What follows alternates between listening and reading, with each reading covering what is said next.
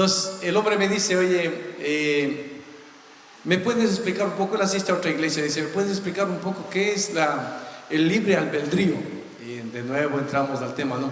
Pero solamente para compartir hoy noche vamos a topar el penúltimo tema quizás de lo que es la fe. Y vamos a esclarecer algunos puntos. Si hay algunas preguntas, por favor, léanselos y nosotros vamos a ver si aprendemos algo de lo que está escrito en la palabra de Dios. Vamos a orar, oremos. Te damos gracias, soberano Dios, porque nos has amado antes de la fundación del mundo en Jesús. Y en Él nos has perdonado los pecados pasados, presentes y futuros. Dios, aquellos pecados que aún no cometemos, los de esta noche, los de mañana, los la próxima semana, el próximo mes. Es como dice David, si los enumero, se multiplican más que la arena del mar. Te alabamos, Dios, porque tú nos has amado en tu eternidad, nos has perdonado en tu eternidad y queremos que nuestro tiempo se una a tu eternidad, y a veces es difícil entender toda esa magnitud de la infinitud de tu voluntad y de tu soberanía. Gracias por esta noche, en Cristo Jesús, amén. Amén. Estamos sobre el tema de lo que es la fe. Habíamos visto que la fe no es un asunto que nosotros tenemos para obligarle a Dios, para manipularle a Dios, pero el asunto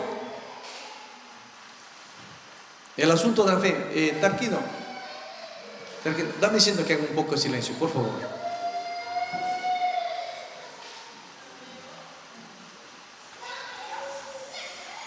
Ok, entonces la fe no es para que nosotros manipulemos a Dios. La fe no es para que nosotros exijamos a Dios lo que Él quiere, lo que nosotros queremos que Él haga. Ahora sí, la fe hemos visto que es un músculo para aceptar la voluntad de Dios, conocerle más a Dios, y cuando conocemos más a Dios, entonces nosotros entendemos que Él es soberano. Aquí salta una pregunta, y lindísima la pregunta que han hecho, y hemos estado conversando. Entonces, ahora que sabemos que somos salvos, pecaremos y pecaremos. Este es un bello asunto. Si usted tiene alguna pregunta, levanta la mano y vamos. Vayamos a Romanos capítulo 3. Romanos capítulo 3. Antes de entrar a la hojita que les di a ustedes, a Romanos capítulo 3.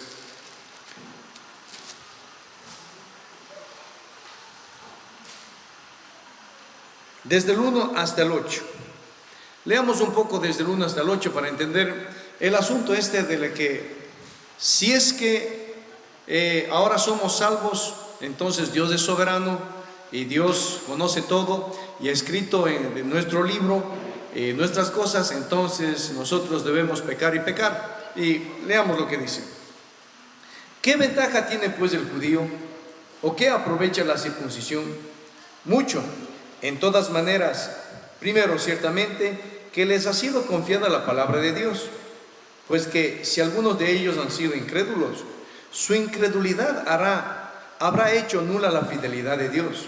De ninguna manera, antes bien sea Dios veraz y todo hombre mentiroso, como está escrito, para que seas justificado en tus palabras y venzas cuando fueres juzgado. Y si nuestra injusticia hace resaltar la justicia de Dios, ¿qué diremos? ¿Será injusto Dios que da castigo? Hablo como hombre. En ninguna manera. De otro modo, ¿cómo juzgaría Dios al mundo? Pero si por mi mentira la verdad de Dios abundó para su gloria, ¿por qué aún soy juzgado como pecador? 8. ¿Y por qué no decir cómo se nos calumnia? Y como algunos cuya condenación es justa, afirman que nosotros decimos, hagamos pecado, que Pablo predica y que dice, hagan pecado, pequen y pequen, pequen y pequen, pequen y pequen, para que vengan las bendiciones de Dios. Este es un versículo exacto que se cuaja con las personas que muchas veces en la congregación infunden ese tipo de teología. Entonces porque ahora somos salvos hay que pecar. Yo pienso que este tipo de hermanos y hermanas que están dentro de la congregación tienen una mentalidad completamente ajena a lo que es la sabiduría de Dios. Y aquí vemos, por ejemplo, Pablo dice, se nos calumnia. Pablo dice, a mí me calumnian que yo predico. ¿Qué predico? Que Dios es soberano, que nos ha escogido antes de la fundación del mundo, que en Jesucristo verdaderamente somos salvos. La fe que tenemos es un don de Dios y que nosotros somos salvos por gracia. Y de nuevo estaba la gente en época de Pablo diciendo, Pablo predica que debemos pecar, pecar y pecar y pecar y pecar y pecar y pecar. Entonces pequemos, pequemos, pequemos. Era una manera de causar división dentro de la congregación, restarle la autoridad al apóstol Pablo y además cambiar con una mala cizaña el asunto de lo que es sinceramente la fe. Vayamos a ver lo que dice Pablo en lo que está escrito. Vayamos al versículo 2. Si usted tiene una pregunta, me hace. 1. ¿Qué ventaja tiene pues el ser judío o qué aprovecha la circuncisión? Aquí viene el punto de Pablo lindisísimo. Me encanta cómo el Espíritu Santo le pone de esta manera. Mucho. En todas maneras. Aquí va. Primero, ciertamente les ha sido confiada la palabra de Dios. Ahora, ¿qué quiere decir ciertamente les ha sido confiada la palabra de Dios? Lo que está diciendo el Espíritu Santo por el apóstol Pablo aquí es que Pablo nunca predicó el asunto que somos salvos por fe, por gracia. La fe es un don de Dios que nos regala. Nuestra salvación estaba escrita antes de la fundación del mundo, que Dios ha escogido del mismo barro unos para ser vasos de gloria y otros que no son de gloria. Y Pablo no predicó el asunto que pequemos, pequemos, pequemos, pequemos. Vayamos a ver a qué se refiere cuando dice les ha sido confiada la palabra de Dios. Vayamos a Levíticos capítulo 11 versículo 45. Levíticos 11, 45. 11, 45.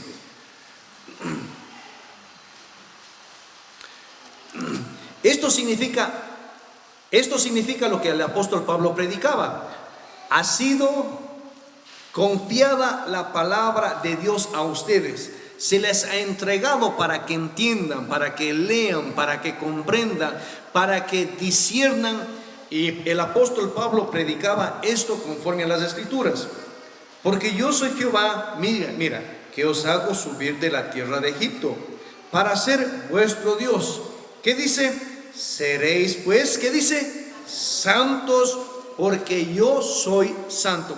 Entonces el apóstol Pablo no predicaba, bueno, ahora nosotros somos salvos, entonces viva la buena vida que vamos a pecar. No, el apóstol Pablo dice, a ustedes ha sido entregada la palabra de Dios. Cuando ustedes recibieron la palabra de Dios, entendieron que son un pueblo especial de Dios, diferentes a los otros pueblos. Y por ser el pueblo de Dios, Dios es santo, diferente a los otros dioses, entonces ustedes deben ser santos. Pero deben entender que la fe, la salvación, la gracia, la misericordia, la bondad de Dios a ustedes es porque Dios tiene la santa voluntad. Entonces cuando le dicen en el capítulo 3 a Pablo, dice, y nos calumnian, me calumnian diciendo que yo digo, somos salvos, ahora sí, pequen, pequen, pequen, pequen. El asunto que vamos a ponerlo es ya mismo de esta manera. Vayamos a Éxodo capítulo 19, 6. Éxodo 19, 6. Y vosotros me seréis un reino de sacerdotes y gente santa. Estas son las palabras que dirás a los hijos de Israel. Entonces, de nuevo, cuando el apóstol Pablo predicaba que la salvación es por gracia, es por la fe, no hay nada más, el hombre no tiene mérito alguno. Conjuntamente con esto iba la exhortación: debéis vivir santamente, santamente. Pero aquí hay un pero. Lo que Dios quiere es que nosotros vivamos sin pecar, que es algo, que no es algo, es imposible, pero es el deseo. Ahora algunas personas piensan que, por ejemplo, porque algunas personas dicen, bueno, es como este hombre que subió a orar, ¿no? Dice, yo no soy ladrón, no soy adúltero, no soy afeminado, yo diezmo, ofrendo, y No soy como ese, no. Algunos piensan porque cumplen unas 5 o 6 cosas de la palabra de Dios, verdaderamente ya son más justos. Y cuando son más justos piensan, ajá, yo sí verdaderamente merezco tener la bendición de Dios porque yo sí me esfuerzo. Pero en verdad, no, ha cumplido 5, 6, 7 de los 100, 200, 300, 400 mandamientos, 500 mandamientos que existen. ¿Y qué de los demás que no cumplimos, no? Ya vamos a ver este asunto que está aquí. Pero, ¿qué es el asunto? El asunto de la fe es que usted recibe un bello regalo. Este regalo se llama Jesús. Vayamos a 1 Corintios. 1 Corintios capítulo 3.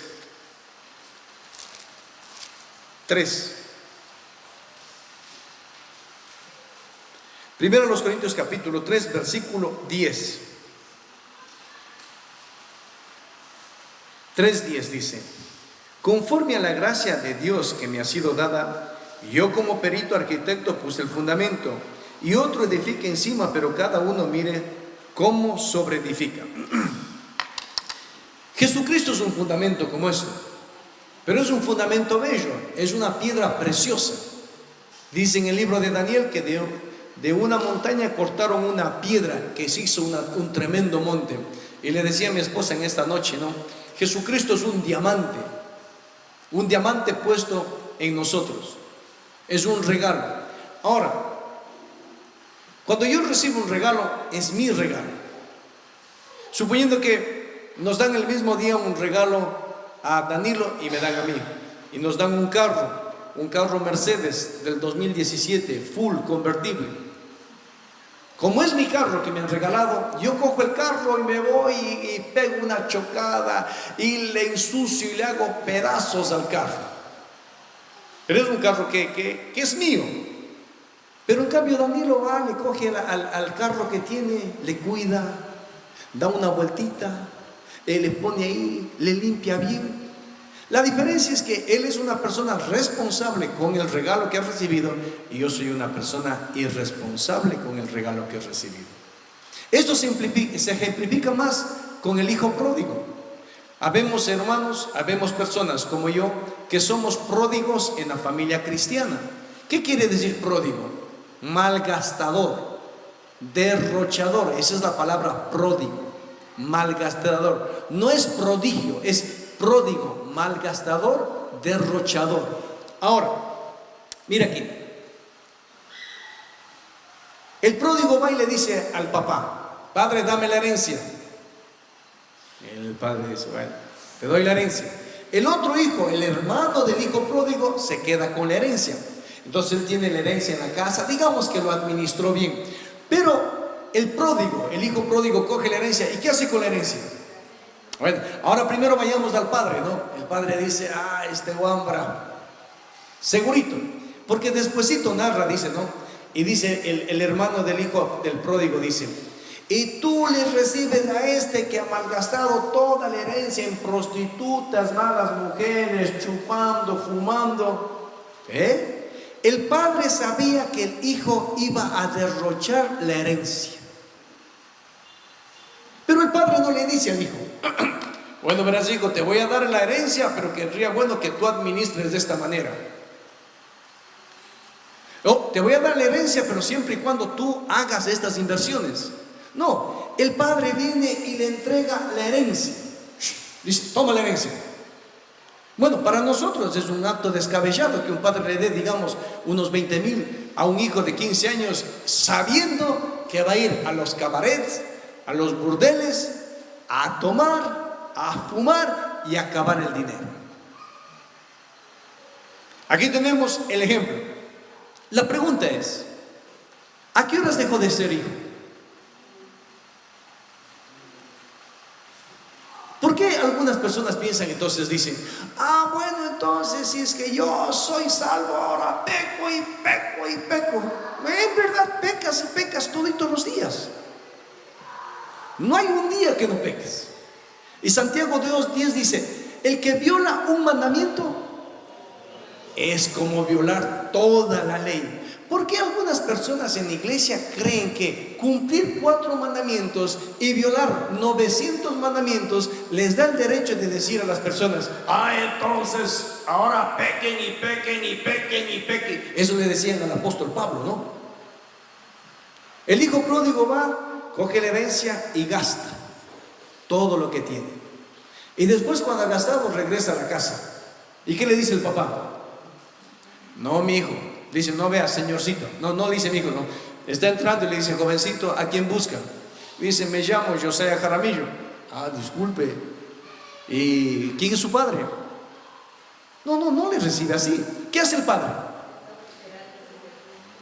¿No es cierto? El padre estaba contando el momento en que va a acabar de gastar todo su dinero, porque el padre conoce la irresponsabilidad del hijo. Conocía. Lo mismo que Dios conoce nuestra naturaleza pecadora.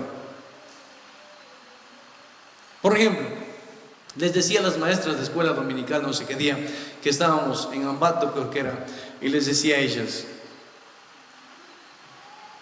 no debemos juzgar nunca a nadie.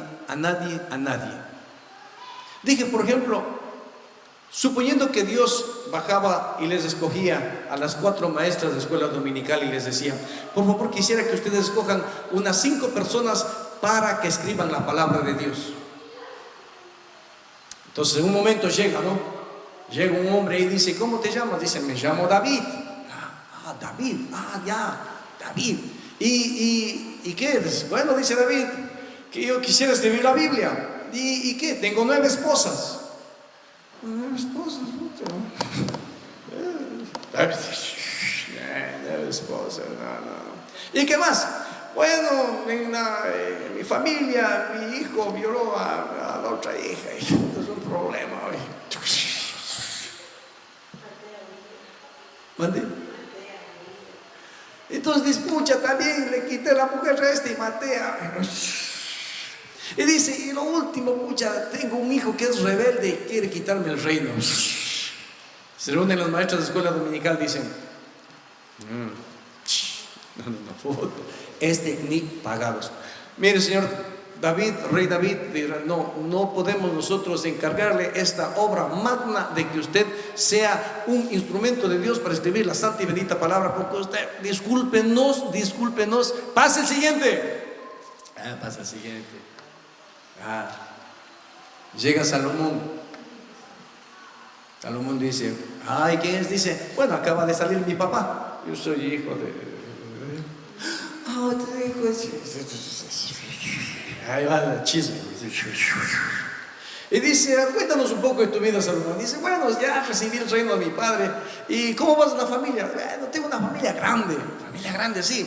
Tengo 600 esposas. 600 esposas. 900 concubinas.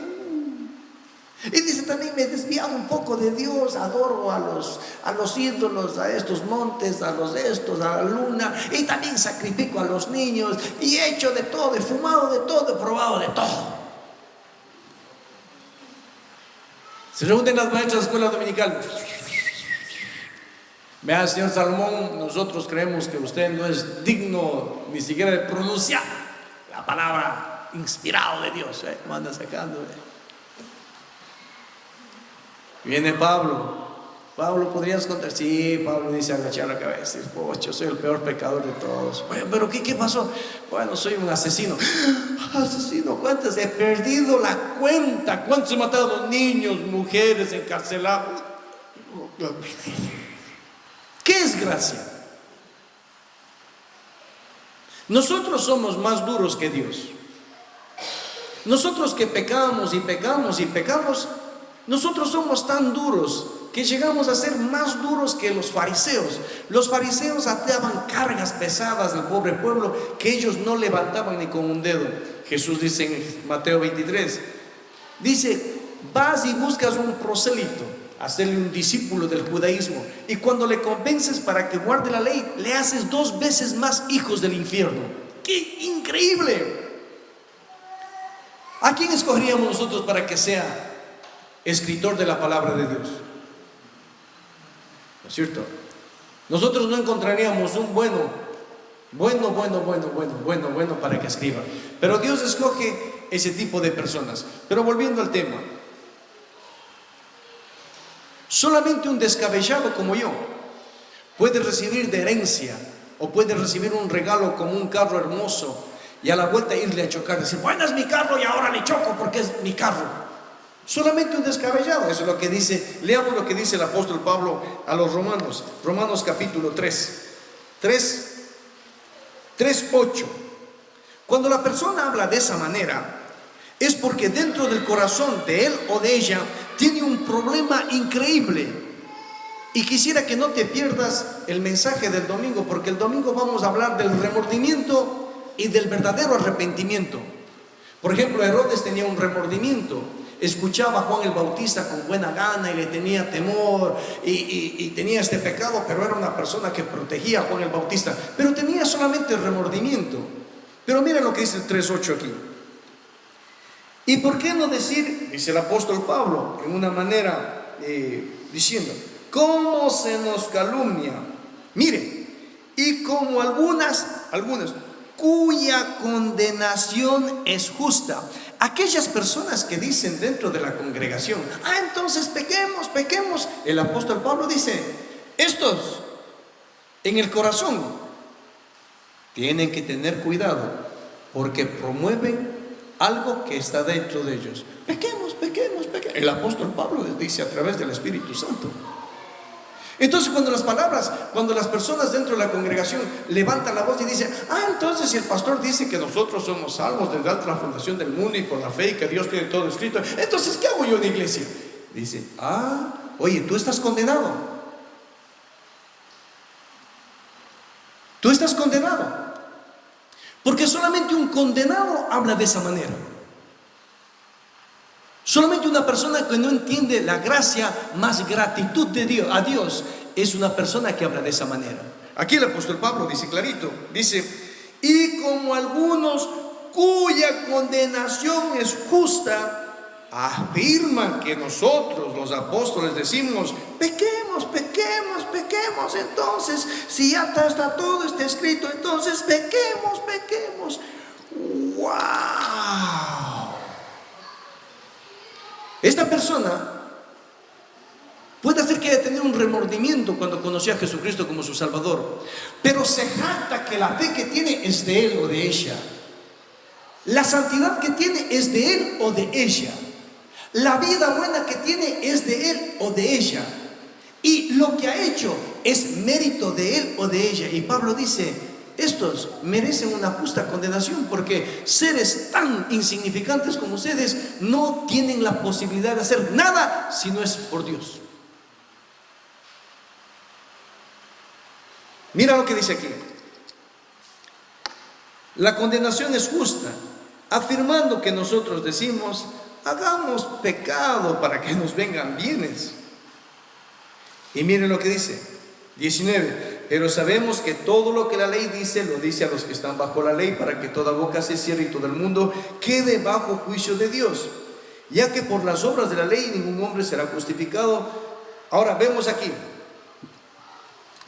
Ahora Dios castiga el pecado en Jesucristo y nosotros somos salvos a través de la fe que tenemos en Jesucristo. Pero el punto que quiero decir es esto. El que entiende la gracia de Dios, el que entiende la misericordia de Dios, la bondad de Dios, el plan de Dios antes de la fundación del mundo, difícilmente una persona grata, primero porque reconoce que era un gusano, un insignificante, una abominación, una porquería, lo más asqueroso del universo era este ser. Y cuando esta persona recibe la bendición de Dios, es difícil que un mísero dentro de poco diga, bueno, ahora como soy salvo voy a pecar. A mí no me nace eso. Pablo dice, a mí no me nace eso. A mí me nace ser santo. A mí me nace luchar contra el pecado. Pero ¿cómo pueden decir las personas a las cuales les predico y después me voy, que yo digo, ahora que somos salvos y estamos seguros en la salvación y Dios nos ha lavado y en su plan nosotros hemos llegado a ser salvos, pequemos? Pablo dice clarito, Estos, y como algunos cuya condenación es justa. Aún estas personas que hablan de esta manera piensan que la salvación es fe más un poquito de mérito del pecador. Santidad es esfuerzo en la cruz de Dios y el 20% o el 50% del esfuerzo de los que estamos sentados aquí. Entonces, cuando nosotros llegamos y conversamos con la persona y nos dice, entonces, ¿sabe qué? La salvación es por fe, sí, y la fe es de Dios, y nosotros no tenemos mérito en ese asunto. Una persona que ha sido rescatada y que reconoce que ha sido pecadora, abominable, sucia, asquerosa, lo más asqueroso del universo, la única cosa que tiene como reacción dentro del corazón es, ¿qué es? Dios, quiero agradarte. Aunque no puedo agradarte 100%, pero por lo menos en lo que pueda voy a hacer el esfuerzo para agradarte. Nada más. Entonces, el apóstol Pablo dice, hay estas personas que reciben la herencia, y Jesucristo es un fundamento, es un trozo, como le decía a mi esposa, es un diamante que nos ha sido dado a nosotros. Es una piedra preciosa, Jesús. Tenemos, dice, este tesoro tenemos en vasijas de barro. Es un tesoro. Suponiendo, pongamos el ejemplo que Jesús es un diamante. Ahora volvamos al ejemplo clásico que les decía con Danilo. Danilo recibe el diamante y yo recibo el diamante. Danilo coge el diamante y lo ha puesto y lo ha ensuciado con unas 4 o 5 manchas del diamante. Yo le he cogido el diamante y lo he metido en la mitad del oro. Y los dos nos vamos donde un joyero. Danilo le dice al joyero, ¿cuánto me paga por mi diamante que está manchado? El joyero se ríe y dice, le voy a pagar lo que vale el diamante. Y yo entro ahí y digo, pero está manchado, mira el mío está súper sucio. El joyero dice, pero no es problema. La suciedad externa no puede quitarle el valor del diamante. No puede. Es diamante. El hombre coge, le limpia y dice, mire don Piolín, ¿sí ve? Cómo brilla. La suciedad que ustedes han puesto no merma, no quita el valor de lo que es el diamante. Y uno llega, mi vida no hace más grande a Dios ni hace más pequeño a Dios. Yo vivo bien obedeciendo a Dios por el beneficio de mi esposa y de mis 2 hijos, de la sociedad, de la congregación, de los amigos. Pero el diamante que tengo en mi vida, que es Jesucristo, algunos lo manchan con 4, 5, 6 cositas, otros lo manchan más. Pero no puede decir que los que manchan con 4, 5, 6 acciones, porque manchan con 4, 5, 6 acciones, son mejores que los que manchan con 20, con 30. No, todos hemos manchado a Jesucristo. Y entre manchadores deberíamos aprender a ser más humildes, de tomarnos en el hombro y levantarnos para caminar. Entonces, en Romanos capítulo 3 nos habla de las personas que le decían al apóstol Pablo, ¿no? ¿Y por qué no decir, como se nos calumnia, el versículo 8, como algunos cuya condenación es justa, afirman que nosotros decimos, hagamos pecado, pecado, pecado y pecado, para que nos vengan cosas mejores? ¿Alguna pregunta de ustedes? ¿Está claro, Agustín?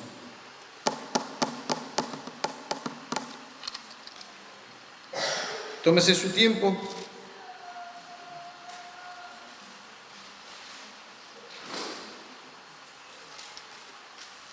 Ok, el versículo 25 de 3, Romanos capítulo 3, versículo 25, es hermoso porque a la final, en verdad, en el versículo 25 nos clarifica todo. Dice, a quien puso como propiciación por medio de la fe en su sangre, para manifestar su justicia, mire, a causa de haber pasado por alto en su paciencia los pecados pasados. Llega un momento en que en Jesucristo, no importa cuántos pecados tenemos, o qué grandes o pequeños, digamos, en una manera vulgar hablando, pequeños y grandes, porque todo pecado es pecado. Dios dice, ha pasado por alto. En Jesucristo lo ha cargado todo. Entonces, cuando estamos hablando de la fe, lo que quiero decir y terminar es que le decía a Tarquino, ¿no? Le decía a Tarquino, no sé qué día, ayer creo que estaba en la casa. Tarquino me hacía la pregunta, pero ¿cómo Dios puede condenar? Y entonces Dios es soberano, Dios coge a unos, salva y a otros condena. Yo digo, está bien, Él es el dueño de todo. Y le ponía un ejemplo, ¿no? Le decía, ¿por qué no te compunges vos en tu casa cuando le matas a una cucaracha? O vas y matas un pocotón de cucarachas, ¿no? El Tarquino dice, bueno, son cucarachas. O matas un poco de hormigas, pero son hormigas. O matas un zancudo. A nosotros no nos compunge, no nos duele, no nos remuerde matar, por ejemplo, un ratón. Porque nosotros decimos, no deben vivir los ratones son malos.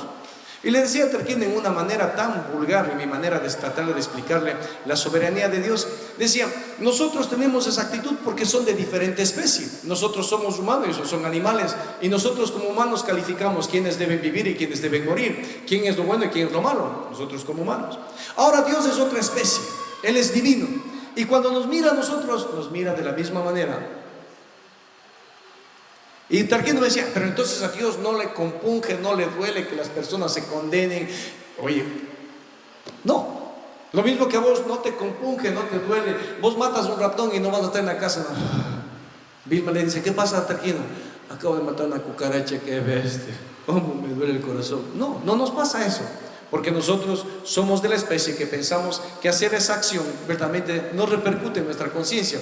Y es lo mismo con Dios en su plenitud de perfección. Nosotros somos una especie y Él es otra especie. Y tratar de entenderle a Dios el aspecto de su justicia y de su amor, de su misericordia y su gracia, sobrepasa mi entendimiento.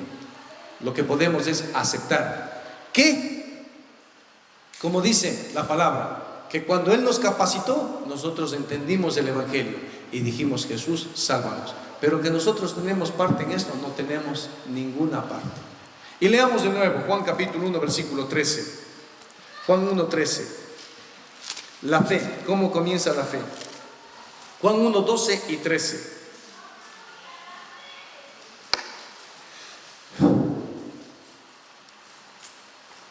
Ok, el 12 dice, mas a todos los que les recibieron, a los que creen en su nombre, les dio potestad de ser hechos hijos de Dios.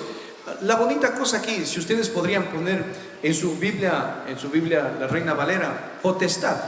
En el griego es dignidad, honor. Entonces dice, a todos los que creyeron y les recibieron, les dio la dignidad y el honor de ser llamados hijos de Dios. Más que potestad, pero es un honor, ¿no? ¿Por qué un honor? Topando ese tema. Yo era un chancho en el pecado, me gustaba el pecado, apercibía el pecado, andaba en el pecado, comía el pecado, vivía en el pecado, pensaba en el pecado. En el momento en que Dios me salva, de chancho me transforma en una oveja de su redil. ¿Qué semejanza hay entre un chancho y una oveja? No hay nada. Un enemigo me transforma en amigo, me reconcilia con Jesucristo. El versículo 12 entonces es un honor y es una dignidad. Mas a todos los que le recibieron y a los que creen en su nombre, les dio el honor, les dio la dignidad, les dio la posición de ser llamados hijos de Dios. 13. Los cuales, mire, no son engendrados de sangre. Eso quiere decir que el hombre no tiene nada que ver en esto. Segundo, ni de voluntad de carne. No hay voluntad del hombre que diga, bueno, en este momento yo, Olga René Jaramillo, te pido, Jesucristo, que por favor me aceptes como tú, yo te acepto como mi único y suficiente Salvador. Aquí dice clarito, no es voluntad del hombre decir, yo te acepto, porque aquí está clarito, dice, ni de voluntad de carne, ni de voluntad de varón. Carne, sangre, ni varón no tiene nada que ver en el aspecto de que Dios dice, sino que han sido engendrados por Dios. Aquí comienza la maravilla de la fe. ¿Qué parte tenemos en esto nosotros? Nada. Somos engendrados por la gracia de Dios. Miremos el 5:25 de Juan. Juan capítulo 5, versículo 25. 5:25.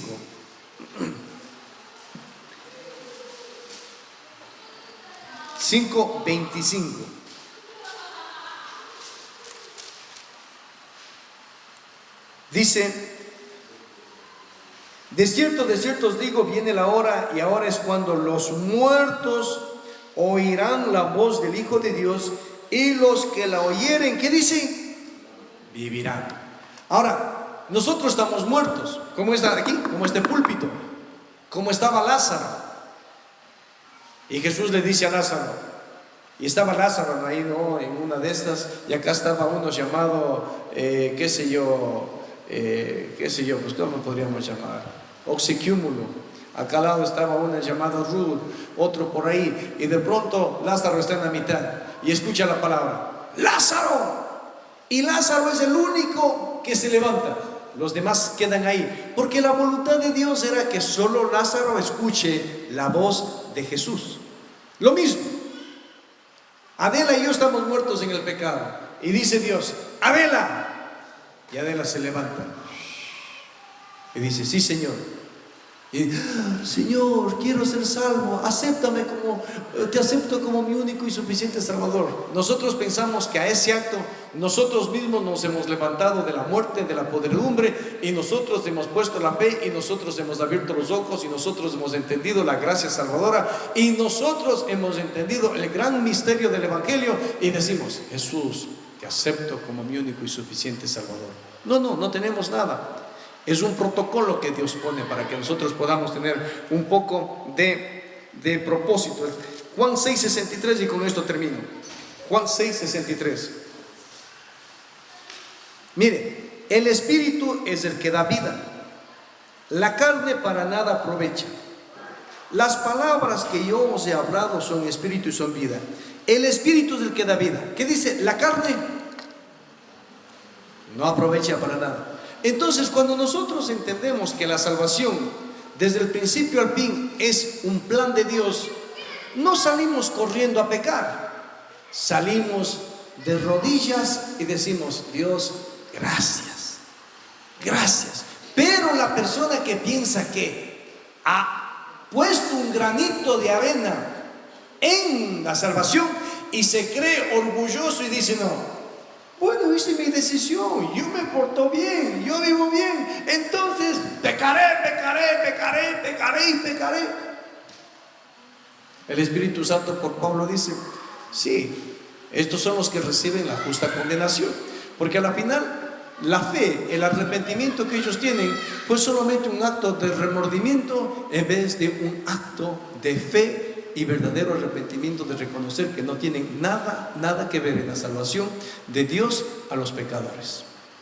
Cuando la persona tiene un poquito de autosuficiencia, ese poquito de orgullo, de decir, bueno, yo sí entendí, yo sí creo que es parte mía, verdaderamente salen con el argumento de que, entonces pecaremos, porque es una manera de decir, yo verdaderamente me he esforzado lo suficiente como para vivir bien. Y hay un versículo lindo que Morona utilizó una vez. Los hijos de Elí estaban portándose mal, y Dios le dice que reprenda a los hijos de Elí. Elí va y les dice a los hijos, he escuchado que no es bueno lo que ustedes están haciendo de dormir en las gradas ahí con las mujeres. Y dice, y ellos no escucharon las palabras de su padre, porque Dios había determinado hacerlos morir, matarlos. Entonces, cuando vemos que la vida y la muerte están en las manos de Dios, cuando vemos que todo está en las manos de Dios, es lindísimo, porque nosotros llegamos y nos humillamos delante de Él y nos sometemos a Él y esperamos que Él haya escrito en el libro de nuestra vida cosas hermosas. Y se ha escrito cosas como las de Pablo, que tiene que ser flagelado, como las de Pedro, que tiene que negar, como las de Jonás, que tiene que rebelarse y decir, no quiero ir a Nínive, como la de Abraham, que tiene que llevar a su hijo, como la de Abraham, que tiene que acostarse con la sirvienta y tener problemas después con toda una nación. ¿Qué más? Como Judas, como Caín. Oiga, ¿quiénes somos nosotros para renegar la voluntad de Dios? Nadie. Nadie, nadie. Entonces la fe hace que nosotros lleguemos en un punto a aceptar la voluntad de Dios en nuestras vidas. Y eso es lo bonito. Y para el próximo martes vamos a ver, si Dios nos da vida, los problemas y los obstáculos que la fe tiene para poder ser el músculo que nos hace que obedezcamos a Dios. ¿Alguna pregunta?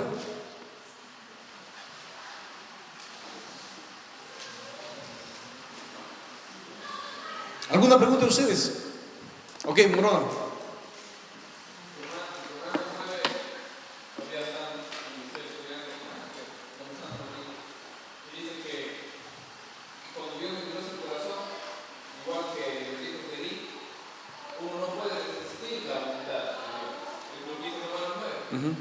¿Por qué Dios disculpa el pecado cuando no somos resentidos en voluntad? Y en el libro de Hechos 7, Esteban dice a los fariseos que acusa luego de servir, y les dice: ustedes resistís al Espíritu Santo. Ajá. ¿Cómo Romanos 9 dice no podemos resistir a la voluntad de Dios? ¿Y cómo Esteban les acusa a los fariseos de resistir a la voluntad de Dios? Ok, el asunto de resistir aquí, cuando habla, por ejemplo, lo mismo en Hebreos, ¿no? Dice: vosotros hacéis afrenta al Espíritu Santo, en Hebreos capítulo 10, está hablando de la naturaleza humana. Pero lo que quiero que entiendas es que Dios utiliza, por ejemplo, un sinnúmero de maneras literarias y maneras de hablar para que nosotros podamos entender y podamos, ¿cómo te puedo decir?, entrar a formar parte de este gran proyecto de plan que tiene Dios de su voluntad, ¿no? Dios es Dios con un tremendo tablero de ajedrez, aunque ustedes no quieran entender. Nosotros somos las fichas. Unos han nacido como reyes, torres, alfiles, peones. A mí creo que me ha tocado el de peón. Y a veces un peón tiene que ser sacrificado para ganarse eso, a veces. Pero somos como ese tablero de ajedrez. Dios mueve las piezas. Por ejemplo, Dios dice: voy a ponerle al hombre en el huerto. Y Dios nos hubiese hecho un favor si nos hubiese puesto el arbolito. Entonces va y le pone, Adán está caminando chévere con Eva, y le dice: sí, la última cosita que tengo que decir de ustedes, si ves de ese árbol no coman. Pero aún esa verdad, digamos, esa es la verdad, pero nos hubiese hecho un favor si le decía a Eva: y va a venir un ser resplandeciente, maravilloso, y que te va a tentar. Pero Dios no le dice nada, ¿no? Y hubiese sido lindo que el fruto que puso ahí debía ser algo amargo, feo, sucio, asqueroso, puerco. Pero Dios coge y pone ¿qué? Un árbol hermoso, bello, codiciable. Y no le dice que va a venir un ser maravilloso, que es Satanás disfrazado de luz, a tentarle. Entonces, lo que pasa es una manera de hablar. Es lo mismo que dice el carcelero de Filipos, ¿no? Cuando hay el terremoto, le dice a Pablo: ¿qué debo hacer para ser salvo? Pablo le dice: cree en el Señor Jesucristo y serás salvo tú y tu casa. La gente dice: mira, ahí está el libre albedrío. Sí, pero antes de eso existió la voz de Dios que tocó a ese muerto para que diga: creo en el Señor Jesucristo. Y como dice, no se perdió excepto el que debía perderse. Y yo pienso, por ejemplo, en este aspecto, cuando entramos ya a la soberanía de Dios y entramos a estos. Abramos un segundo más.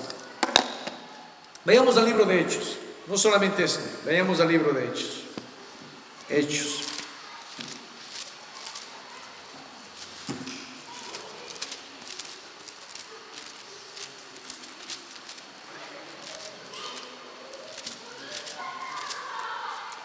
Hechos.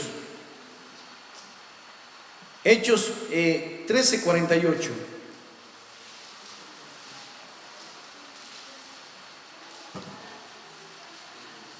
Dice: los gentiles, oyendo esto, se regocijaban y glorificaban la palabra del Señor, y creyeron todos los que estaban ordenados para vida eterna. ¿Te imaginas? Ahora mira lo que dice en el 27: del mismo capítulo 13:27. Porque los habitantes de Jerusalén y sus gobernantes, no conociendo a Jesús ni las palabras de los profetas que se leen todos los días de reposo, las cumplieron al condenarlas. Y mira el 29.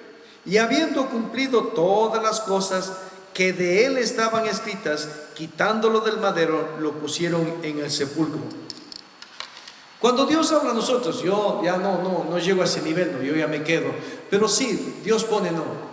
Mía es la decisión de quién es salvo. Y segundo dice, ¿qué debo hacer para ser salvo? Porque es una manera simplemente, lo más difícil es de fusionar la eternidad de Dios con el presente nuestro, con el tiempo que nosotros vivimos, ¿no? Y entonces, hay veces que Dios hace que la palabra se inspire de esa manera, como que nosotros tenemos el libre albedrío para tomar la decisión. Pero cuando leemos la palabra de Dios, verdaderamente queda en que Dios es el que decide. Y es la voluntad de Él, ¿no? En este aspecto que habla, y con esto termino. Cuando leemos el Antiguo Testamento, Isaías, Jeremías, encontramos que dice Dios: traeré a Babilonia para castigar a Israel. Y Babilonia es mi instrumento, porque yo voy a castigar a través de este pueblo a mi pueblo. Después que viene por la voluntad de Dios Babilonia a castigar a Israel, luego dice en la profecía en Isaías: ahora castigaré a Babilonia porque verdaderamente se metió con mi pueblo. Y uno dice, bueno, Dios, entonces lo mismo, no resisten a la voluntad de Dios, y dentro de poco dice, ustedes resisten. En Hebreos dice, ustedes afrentan, pelean contra el Espíritu Santo. Y yo creo que ese es un tema que se nos pasa por encima, porque a la final es entrar ya a la magnitud de la infinitud de la voluntad de Dios. Y pienso que nosotros debemos bajarnos al nivel humano y solamente como digo, ¿no? Es aceptar que la salvación es a través de la fe, y la fe es lo que Dios nos da, y que no es mérito de nosotros procrear o crear la fe, nada más. ¿Ok? Ok, vamos a recibir nuestras ofrendas.